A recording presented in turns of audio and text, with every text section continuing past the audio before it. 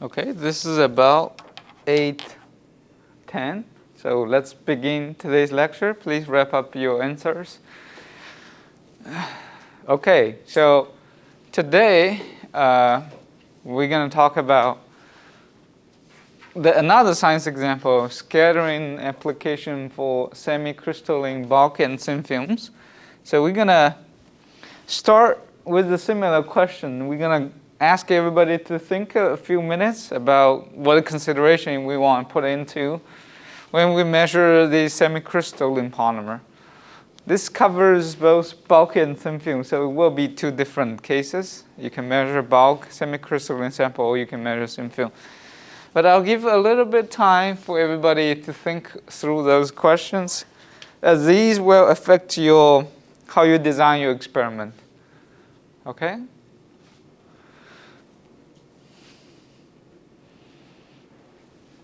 Is what the feature size, etc. What is the sufficient contrast?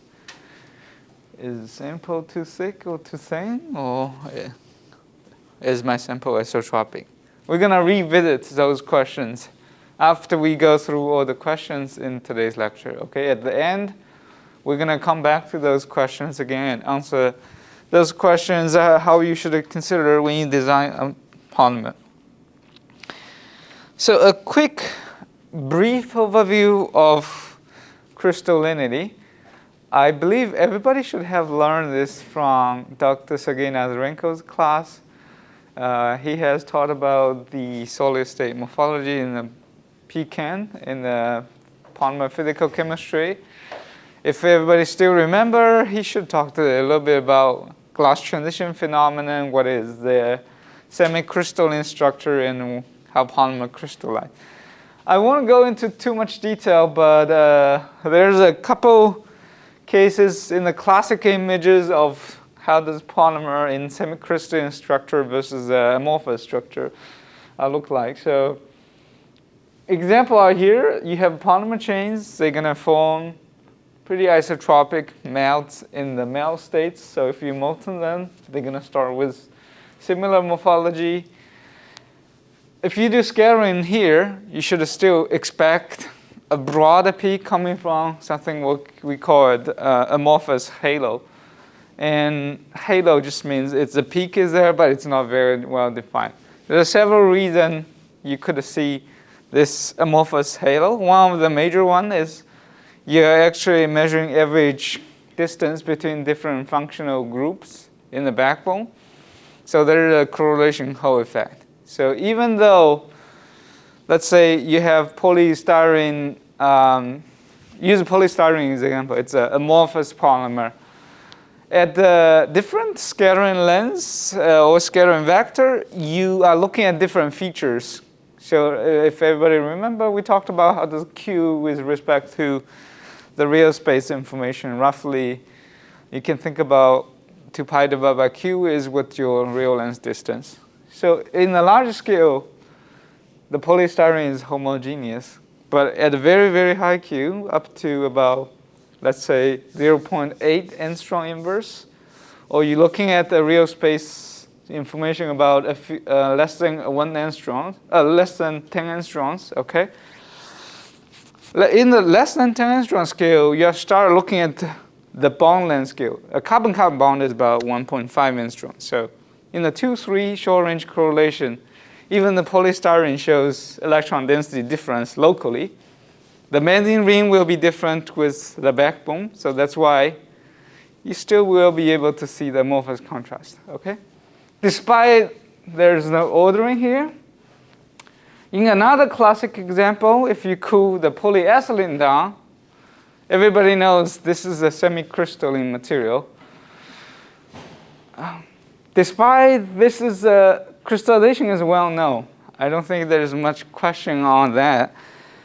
Even in the early days, in the early 1950s or so, in the early days of polymer research, people know what is polymer crystallization is. And optical microscope was extensively used to study it, polarized microscope to look at these sulfuric chlorides. But X-ray is uniquely able to look at, especially when your chain is highly ordered and packed. In this, for example, in this semi-crystalline structure, you have amorphous region, so similar to these random-oriented chain. But in other region, your chain actually can align and wind and back and forth. Sometimes people call it a switchboard model, which you have lamella layers, and you have chain fold back and forth to form ordered structure. Within here, you have a pretty well-defined spacing, defined by your lattice parameter. So if you do X-ray scattering / diffraction, in this case, you can look at what's the average packing distance in this crystal lattice. In this 2D image, we kind of show in schematic, you will be able to find the average distance between this particular chain to the next one. That defines the lattice pattern or repeating pattern in here. Okay? And crystallization is an interesting phenomenon because it has several important applications in mechanical property enhancement for commodity material. Semi-crystalline polymer are typically praised for its higher and enhanced mechanical strength. So if you have a low crystallinity in your material versus a high crystallinity, you will have enhanced mechanical strength. What else I want to mention is this crystalline structure is also can be measured by other technique. A notable example is DSC, which can measure the heat changes when you have the melting phenomenon and crystallization phenomenon. Okay, in this case, we plot the heating curve and cooling curve for a given polyethylene. This was found online, and you can see we have shown LDPE, low density, high density, and medium density polyethylene all has some influence in the melting behavior as well as crystallization behavior. So where X-ray comes in, and if multiple techniques can measure it, why we need to look at X-ray, use X-ray as a probe. Can anyone give me some hint? Why we need to use X-ray to look at semi-crystalline polymer?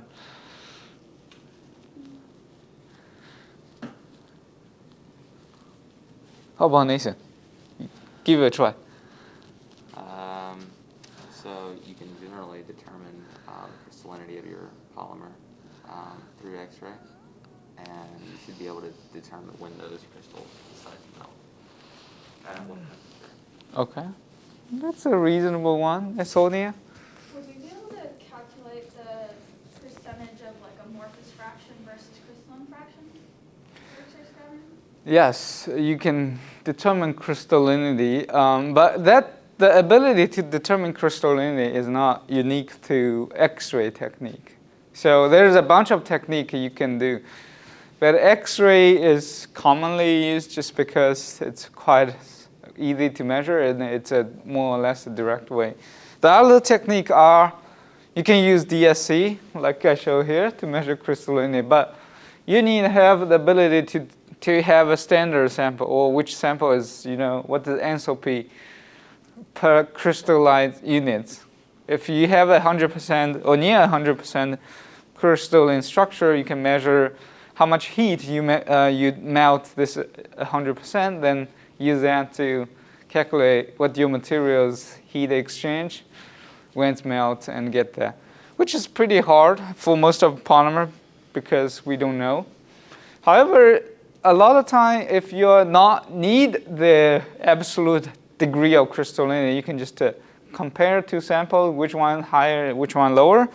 Then you can simply just calculate energy exchange or enthalpy per grams, and then use that to compare which one has relatively higher degree of crystallinity. Okay, and other techniques such as MMR can also measure crystallinity.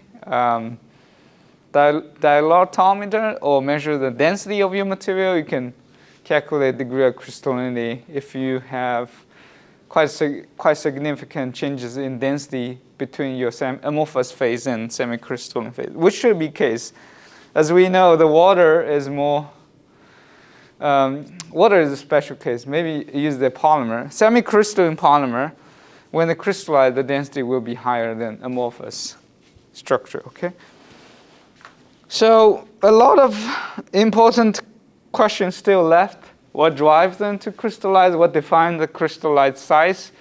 And what defines the order of these? So despite this is more than a 50-year-old field, there's still quite a big section in polymer physics community in where I attend the yearly APS meeting. There's still active research ongoing to understand the crystallization of the polymer.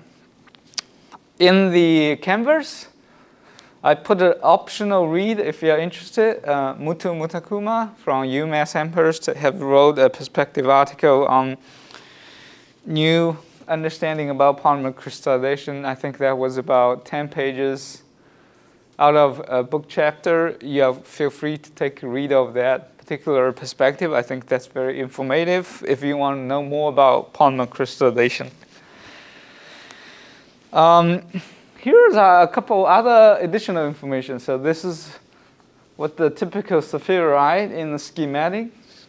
You can have a nucleation typically happen at the center. It grows in a spheroid structure. If you put a polarized microscope on it, you will see a very obvious cross pattern coming from the ability to polarize the light in this. So you have lamella going from these direction. These shows how the chain is winding. And you have amorphous region typically in between. And this particular plot was got from the Wikipedia, which shows what is the average degree of crystallinity as shown in this column. They always give a range because its degree of crystallinity depends on how you process the material. The same material, if you heat then process them differently, it can go through different range, but those are the commonly obtained value. You can also look at the density of crystallized and density of amorphous domain. So take a look. So a lot of time, let's take a look at polypropylene and polyethylene. Those are on the higher side, where nearly 70–80% is semicrystalline, which is pretty high. PET is somewhere about 30 and 40. Of course, ATAC polypropylene or polystyrene, both are amorphous, so they don't have much crystalline structure. Okay? Okay, now this lecture will focus on X-ray, so let's take a look. A typical example that we measured for sample at different temperature at the semicrystalline state and amorphous state. So this is a polymer called PTB7. It's a semiconducting polymer. We didn't have much work on polyethylene, so I don't have any real data to show you. So this is what we measured for a sample at room temperature. How we did it is we load the sample in a capillary tube so that you can shoot X-ray through a capillary tube, and the capillary tube is loaded in a heating stage, so it can go up and down in temperature. This is the room temperature. This is at the melt. So this is measured at the elevated temperature, about 350 degrees Celsius. And what's the difference between these two-dimensional scattering images is where on the left, it's quite clear. You form multiple scattering rings. If you convert these 2D rings, it will be sharp peaks. So you can see the 1, 2, 3, quite ordered spacing between them. As indicated, this is an ordered lamella structure. In the higher scattering value, you have another big ring. In between, you have some amorphous halo happening here. Okay. On the other hand, when we fully heat the sample up, if you look at between those regions, all these sharp diffraction peak is gone, replaced by this large, broader amorphous halo. In addition, there's another one in the outer range. Okay. If you remember the class I taught a couple weeks back on short range order versus long range order, this is indicative of short range order. If we convert this two-dimensional image to one-dimensional image, you can imagine we can just take a line cut going from center. This will be Q equals to 0, so there's no bending of X-ray, so that it's a direct beam. The higher we go out, the more scattering angle will be, or scattering vector Q. So you can get what the intensity, which is read by detector, versus Q plot. If you want a better statistic, what we typically do is just integrate them. Because it's uniform in intensity, we just integrate them from a circular to a one-dimensional image. You can think about if I can cut this open, then I can rotate this. All the scattering signals should be fall on each other. On the top, that is what our signal look like. So we give the 3 data points. The first one, the black one, is actually the capillary tube itself. We do need to consider how does the capillary tube influence your data. This is a quartz tube with a tube diameter about 1.5 millimeter, and you have about 10 microns your inorganic material on each side. Okay, 10 micron quartz on the front, 10 microns of quartz on the back of the tube. In the middle, you have about 1.5 millimeter your polymer. So you still get reasonable better signal because your material is still the majority. If we do the math right, it's about 30-to-1 ratio. What X-ray goes through, 30 of your polymer, 1 of your inorganic substrate. So that's why you can get a pretty strong signal. This is not to scale, okay? So if we scale down the black one, that will give some contribution to here, but it's convoluted with your material scattering. But I want to point out, look at these sharp peaks. That's correspond to those peaks. And this corresponds to the pi peak. So you can use this to determine degree of crystallinity. Once it's melt, it's showing this red curve where you have a much broader forward half max. The red one compared to the green one is much, much narrower. It's expected, right, from disorder to order structure. The high order peak, pi stacking peak, is gone, replaced by this large amorphous peak. Okay, so this is a general example. We can use those informations to calculate out what is the degree of crystallinity for your material. And how do we use those information to calculate crystallinity for a given material if we know what the amorphous peaks are, what is crystalline peaks are. Generally speaking, okay, this will be very general. In reality, you need to do several corrections. But generally speaking, you just need to count. For this semi-crystalline polymer, you need to count how much amorphous contribution. Of course, you need to be careful because background tube also scatter, you need to take it away. But assuming we done that, this would be representing all the amorphous peak. And these would be representing anything above this amorphous peak. So this part will represent your crystalline peak. You add all of them together. You can use crystalline peak divided by area of crystalline plus amorphous to get the degree of crystallinity. Okay. So quantitatively, you can see the higher, the bigger, the nicer the peaks are, you're going to have better order. But there's a couple other corrections we need to do. I'll explain a little bit just in the next few slides. I found a good example that easy to follow is a work by my former PhD group at UMass Tom Russell group. This is a paper they used it to determine degree of crystallinity for P3HT. It is a little bit more modern one. There is, of course, literature you can find for determining the old conventional polymer, but the method is the same. Look this up. this paper is attached in the Canvas for you to review. The paper is more extensive. It's not just to use X-ray. It also covers how you can use density as well as solid-state MMR to confirm what the degree of crystallinity is. So they come from 3 different angles to look at the degree of crystallinity. But let's focusing on the X-ray part in this work. They didn't do a lot of melt scattering because they're concerned that some of the polymer may not be fully melt. There's also a temperature effect if you compare the melt states. So what they did is they used radio-random polymer.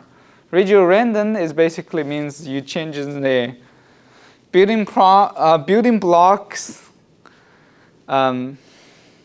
chemistry so that it will be randomly ordered for these functional side chains along its backbone. So it's not, it's similar to atactic, but slightly different in a sense where you physically move in the chain. But they serve the same purpose.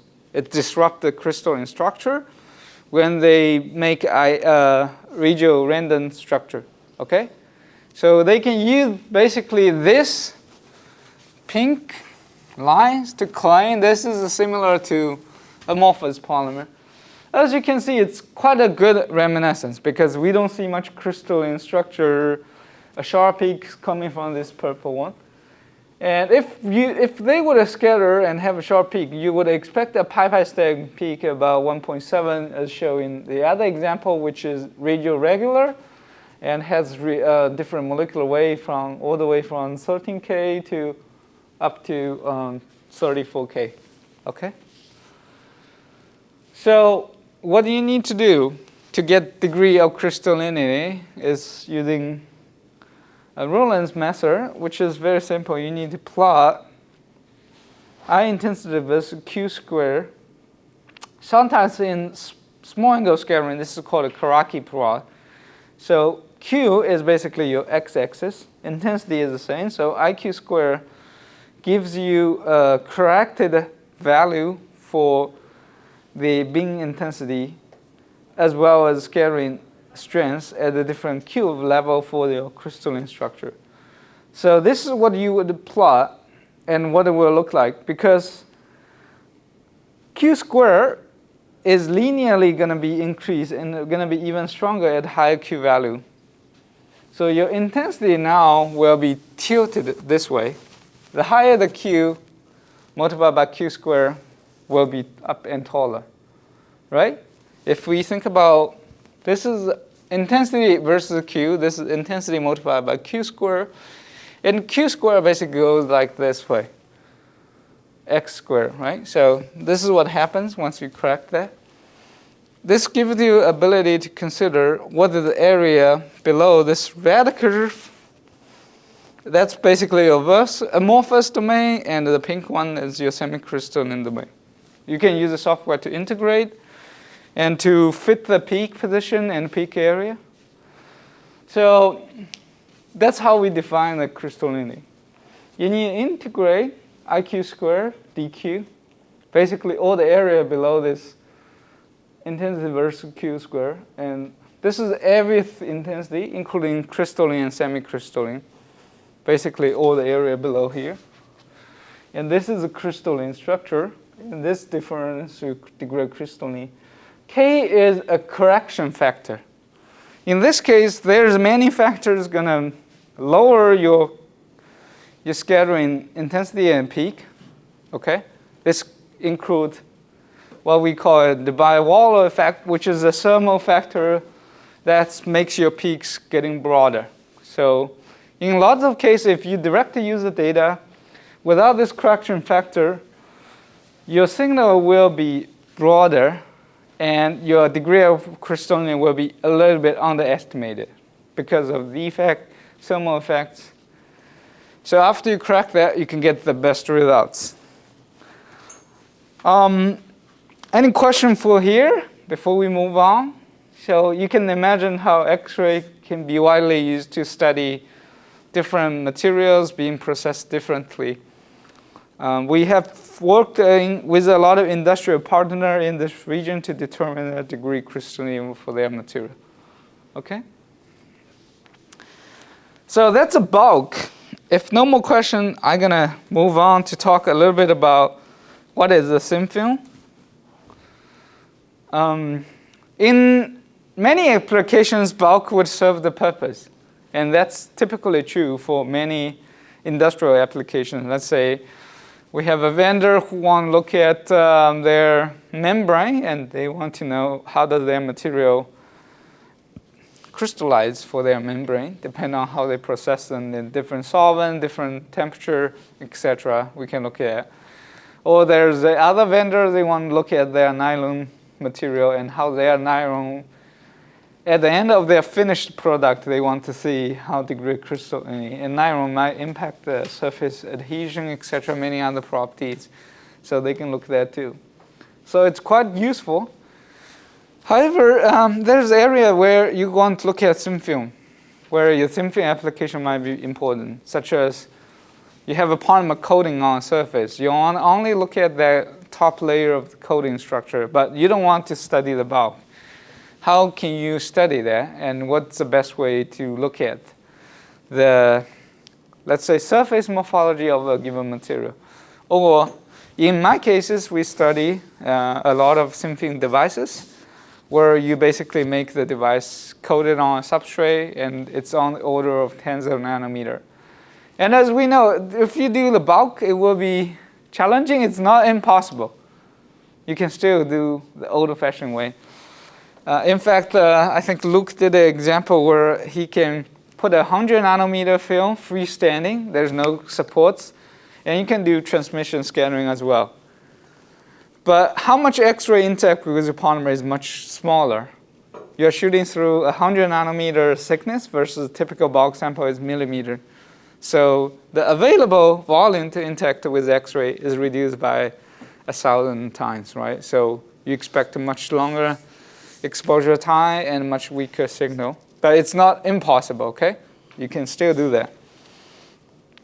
I wouldn't do that just because how much a longer time you need to collect data, and there's other backgrounds might contribute to signal. So in many cases, like block polymer, we show we do gradient incidence geometry, and that's what this does. GSAX G-wax is basically saying, except the detector is typically much closer. This is on the order of 10 centimeter between your sample and detector.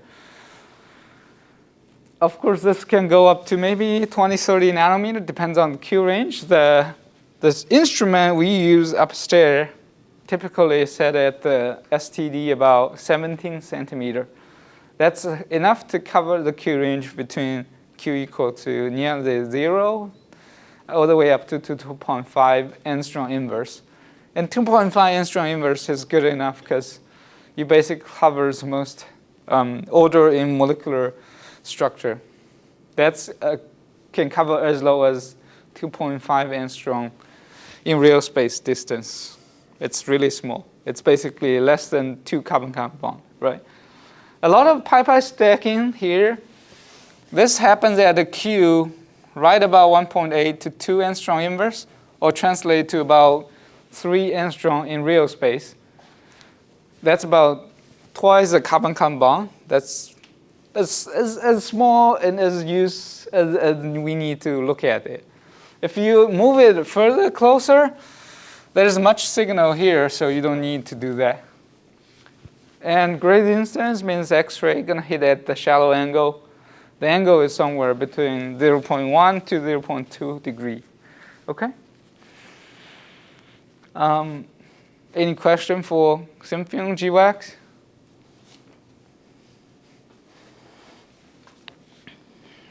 Okay, for the thin film then, there's a couple interesting phenomena. Let's cover that now. Let's first look at it. What I'm trying to show in this particular images is where we got a random order in crystallized with respect to the substrate. So this is the substrate as showing gray color. And here is all the polymer thin film. You can think about this as 100 nanometer. If you have crystallized on the order of 20 to 50 nanometer, And if they are random, like you throw a dice, then it will be orienting all possible orientation. In this scenario, when you do X-ray at a greater instance, as you can see, interesting phenomenon is when my X-ray hit this cube of crystal, what's going to happen is I'm going to have scattering. And I'm going to scatter in, we have periodicity in this direction, right? If you see a red layer, white, red, white. So I'm going to have diffraction coming from this. And I will get a sharp spot here from this particular crystal. Now, if we look at this piece, I'm going to have a sharp diffraction coming from here. Now, if it's really random, all these sharp spots will be connected into an arc.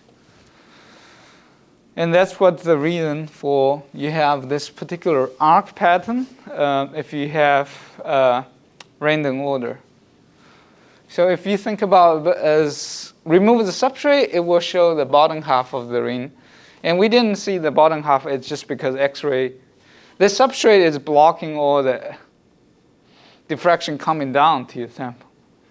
It only allows to the top part because X-ray cannot penetrate this much thick of silicon. Okay. Now, if your polymer has some preference, let's say it's possible that your red layer has some attraction force with the substrate. If it's preferentially wet the substrate, but not the other, you can treat the substrate to control different surface energy. So you can make the red is preferentially dominant. It may not be this perfect. It just needs small crystals, here, but always align in this way. It will have equal effect to this large crystallize and preferential. What you would have is now, instead of arc, you don't have scattering or diffraction in horizontal direction, right? You don't have anything here. If you look at this direction, there's no periodicity. I always see red. I always see white when I walk around this line. But I go this way, I see repeating pattern, and they have electron density difference. I will see scattering from higher order peak, 1Q, 2Q, 3Q. And we typically call it face-on. Face-on is what we call the pi conjugation plane, how it's aligned with respect to the substrate. And similar to face-on, we can stand up, have edge on. And that's why you see these peaks coming from the side of your sample. This is a block of polymer. It's not necessarily 100% right. It would necessarily show an arc going this way, which was more correct. And how about this giant peak? What is coming? Where is it coming from? Michael, you want to give it a try? Amorphous region. Let's blame amorphous. No, not this case. Lena, you want to give it a shot? Okay. Okay, it's too hard probably. This is actually coming from a Milo refraction from the substrate. Your substrate, silicon, is basically reflect the light. So X-ray goes there, and even it's a shallow angle, but still going to be bounce off the substrate and show in this particular beam. Okay? So you would see that. In the small angle, it will be more obvious, but in the wide angle, it is not as intense because when the beam gets closer, it's only bounce a little bit off, and you can usually block it with a circular beam stop. But you can still see it. So for example, this is the beam bounced off the substrate. Very intense in the center and slowly decay over the distance. Okay? And this is actually a real example how we measure semi-crystalline thin films. You got these pi stacking edge-on peak. And when we talk about edge-on face-on, it's always with respect to pi plane, okay? So that's where this shows the preferential in plane. That's edge-on. Yeah, please. I have a general Ben. question. Yeah, Ben, It please. seems like face-on would be more preferential than the opposite, where they equally, like you would, for a phase-separated polymer, you would think one of the phases would always prefer the substrate over another. Is that, do you see that more often than the edge-on? Let me clarify. So when you talk about phase separate, that's different. In this case, it's just one polymer. There's no phase separation. It's just okay. I see what you're it's just saying. one polymer. But if you think about this is a polymer with a large conjugated backbone, or anything that shows scattering in the pi-pi-stacking direction, then the molecule can lay in flat. I don't want to do this, but not on the floor, but I can lie this way, or I can stand up. Okay, that was the confusion. So Edge on versus face up. Not on the floor. It's too dirty. Okay, so, Will. I have another different question. If you use a substrate like Kapton, which is amorphous, would you get rid of that giant peak, or do you use that for normalization or something down the road? Which giant peak are you talking about? This one? Yeah, from the substrate. Like if you use the amorphous substrate or something like Kapton. We typically prefer silicon for a very well-defined reason, because silicon is much smoother. So you can have less scattering from substrate. If you use a polycapton, what's going to happen is two effects. First, it's much rougher for polycapton. So your X-ray beam actually can penetrate into the capton and give diffraction. And roughness also influence your packing. I haven't talked about the critical angle. Let me figure out a way. I'll probably do, once I finish the lecture, I'll show you a website pages, show you how to determine that critical angle. So when X-ray, think about when X-ray hit the sample at the great incidence angle. At 0, it will be parallel, so nothing going to happen. But now we start to increase the angle. Let me see. Perfect teaching tool. Parallel, great incidence equals to 0. So now imagine you start to increase the angle. I'm doing exaggeration, okay? So in real term, it's only going to be 0.1 degree or 0.2 degree.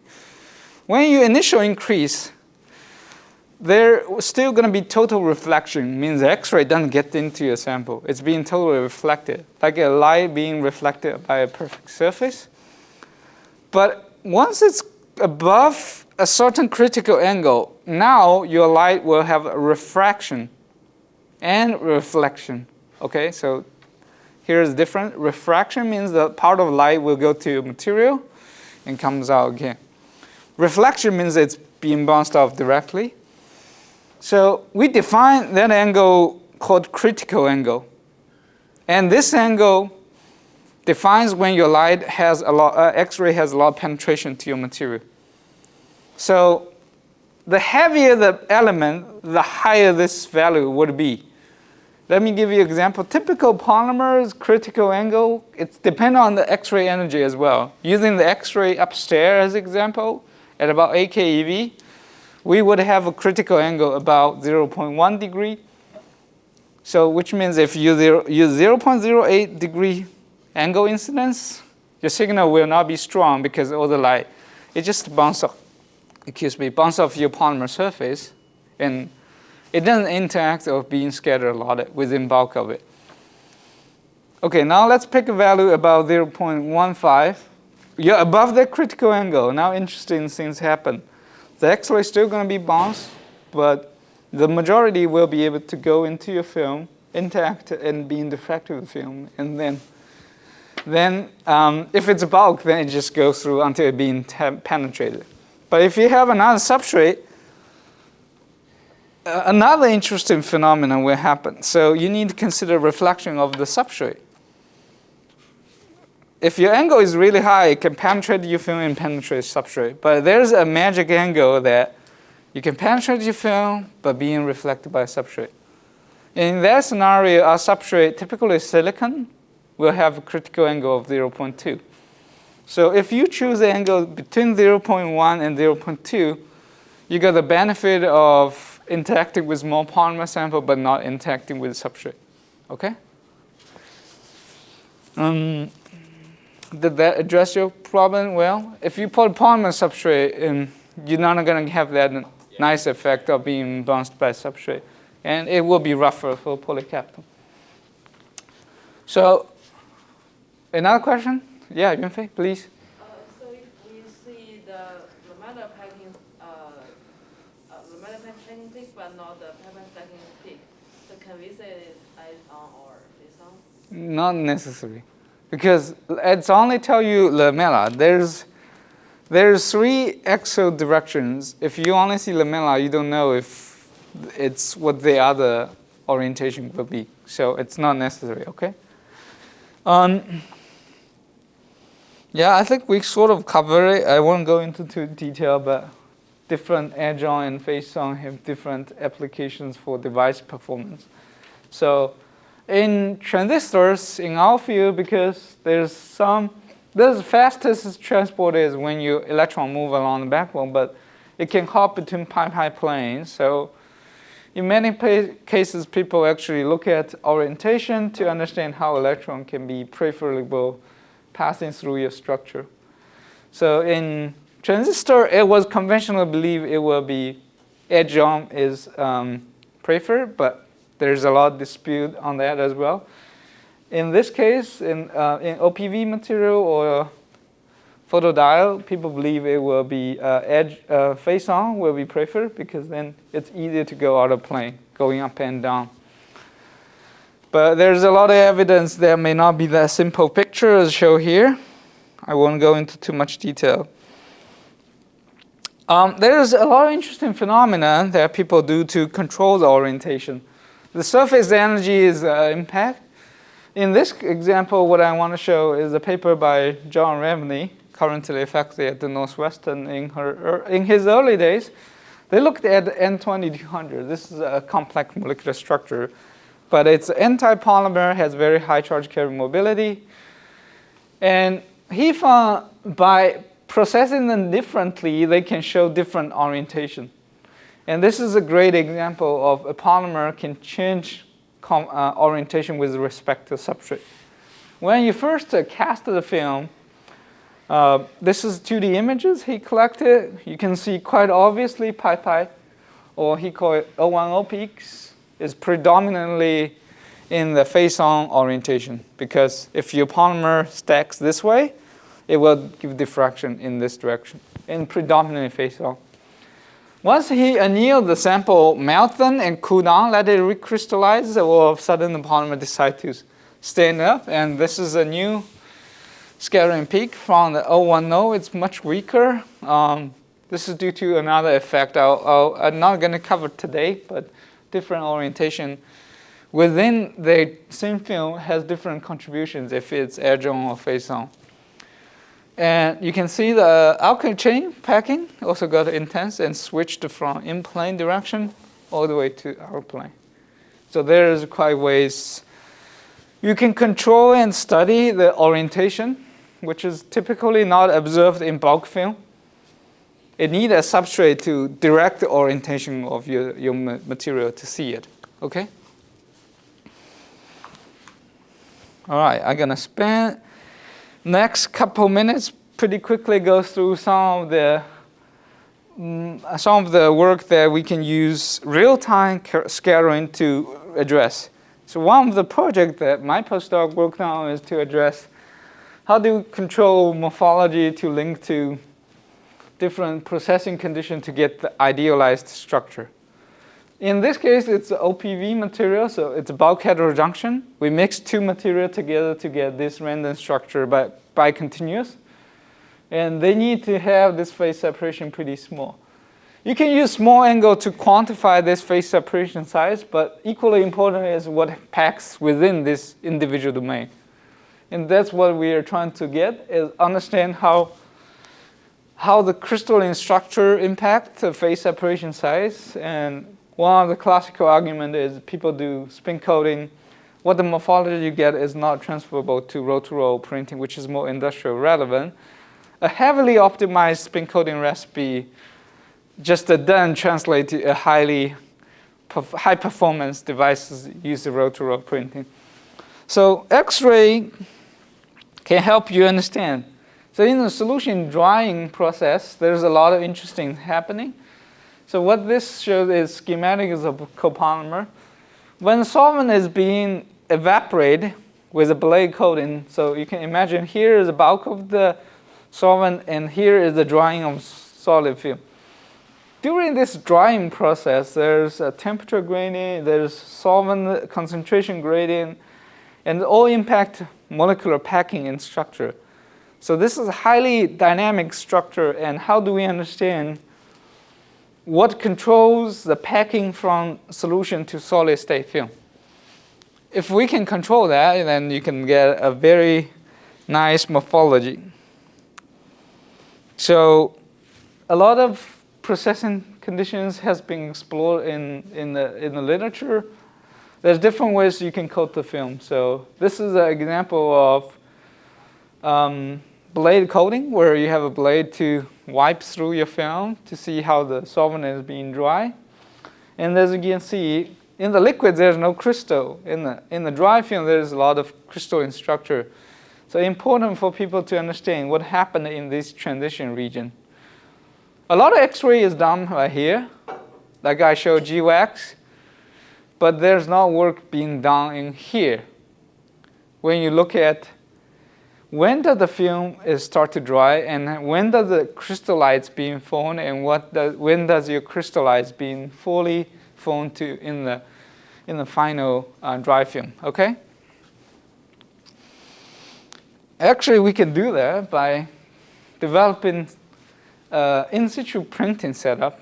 In this case, we have ink going through a printer head, so you can disperse the ink, and you can move a coating substrate below that, so you can create in a meniscus, and then you can bounce X-ray on the surface to look at crystallized structure. And you can track the film drying process with interferometry, and you can monitor the crystallization process in real time.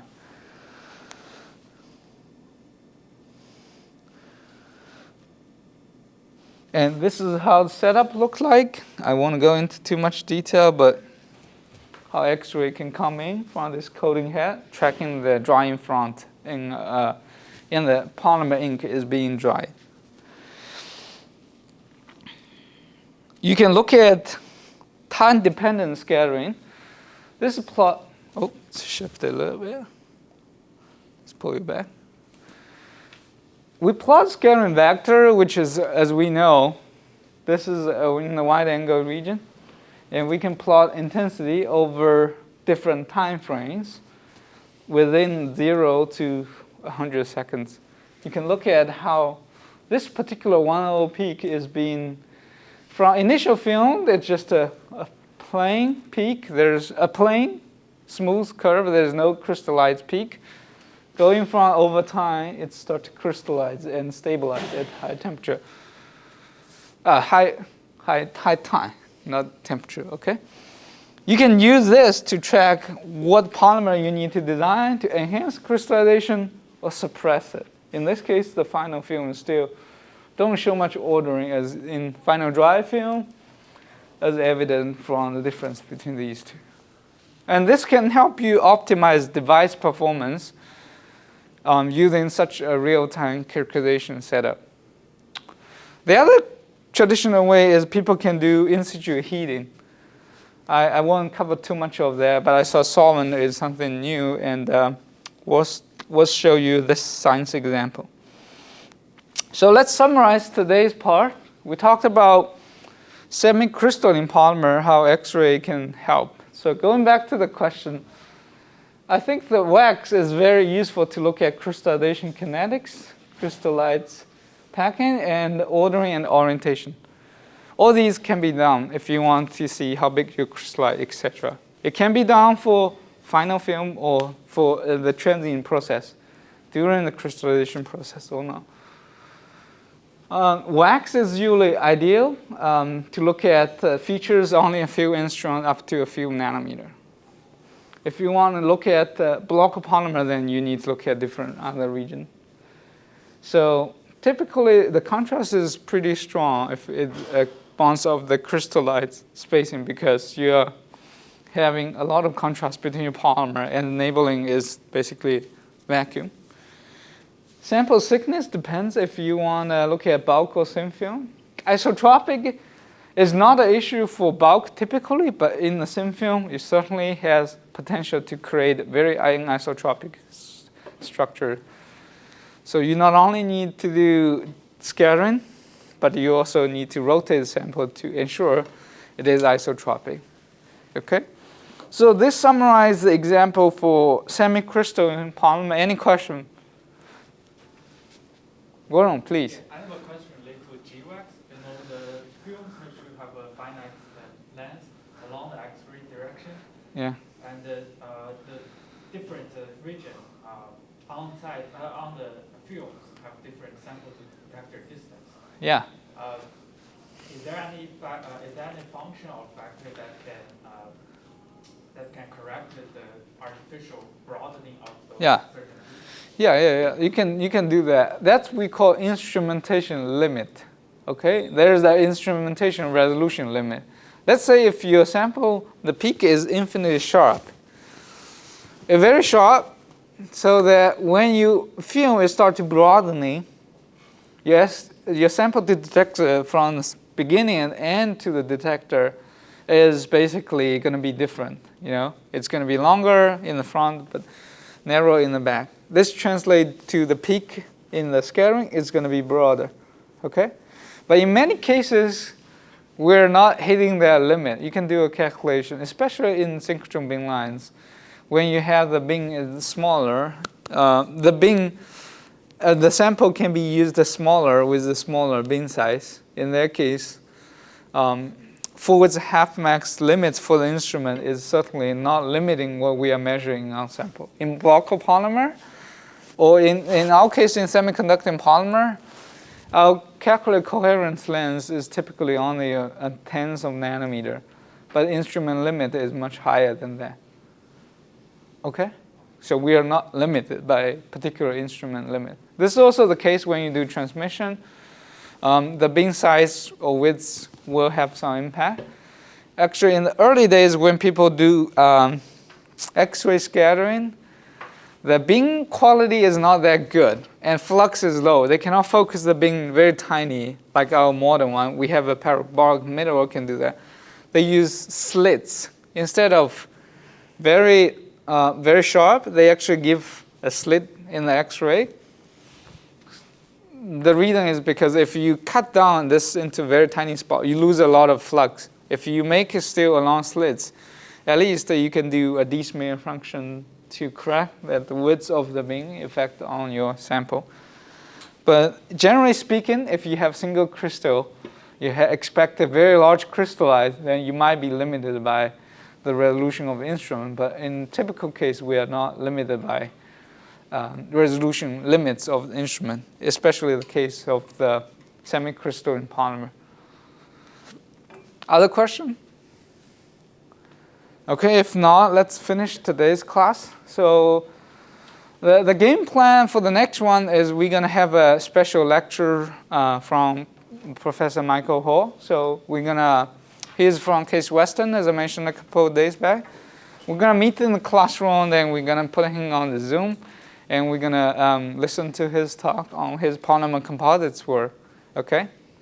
Then with all those three science cases, you should be able to cover all your research proposal. I haven't seen any topic for outside those three particular area.